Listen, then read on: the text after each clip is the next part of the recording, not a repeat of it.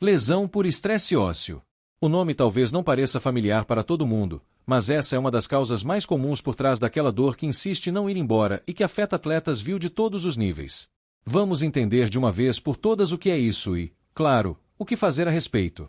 Sabe aquela dorzinha chata, bem específica, que aparece no meio do treino? A gente até tenta ignorar, não é? Pensa, quando aquecer passa. Só que ela não passa. Continua ali, treino após treino. Pois é, essa dor teimosa pode ser um belo sinal de alerta que o corpo está mandando. E essa dor tem nome: lesão por estresse ósseo. A palavra mais importante aqui, sem dúvida, é espectro.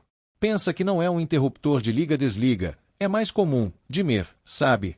A luz vai aumentando aos poucos.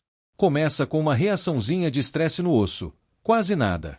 E se o esforço continua, isso vai evoluindo até no limite virar uma fratura de estresse de verdade. Tá, mas isso é comum ou é coisa rara de acontecer? Bom, a resposta talvez surpreenda muita gente. Estamos falando de 20%. 20%. Isso mesmo, 20%. O que isso quer dizer na prática? Que de cada 5 lesões em esportes de impacto, como a corrida, uma delas é por estresse ósseo. De repente, o problema parece bem mais próximo da nossa realidade, né? Agora, antes da gente continuar, é super importante fazer uma distinção. O que a gente está analisando aqui é a lesão por estresse ósseo, ou seja, um osso saudável, normal, que sofreu com excesso de carga. É um problema de treino, de rápido demais e não um problema de fragilidade do osso em si. Então, como é que a coisa desanda?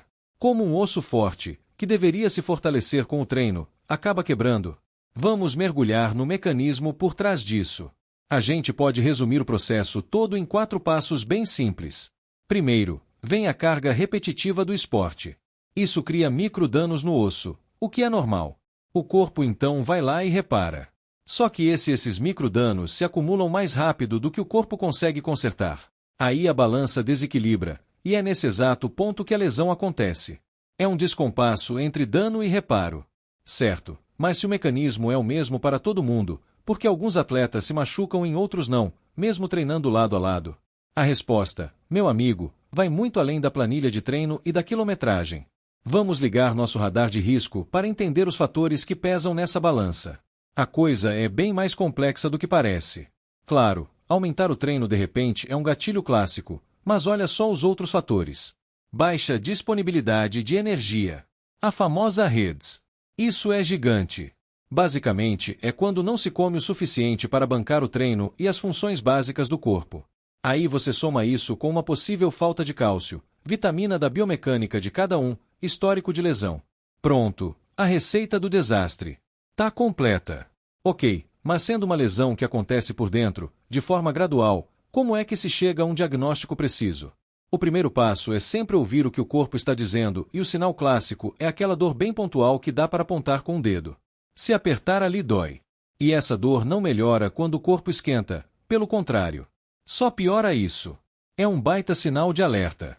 É o corpo gritando que tem algo errado ali e na hora de confirmar com exames. Bom, aqui existe uma hierarquia, um raio-x no começo pode não mostrar absolutamente nada e isso dá uma falsa sensação de segurança.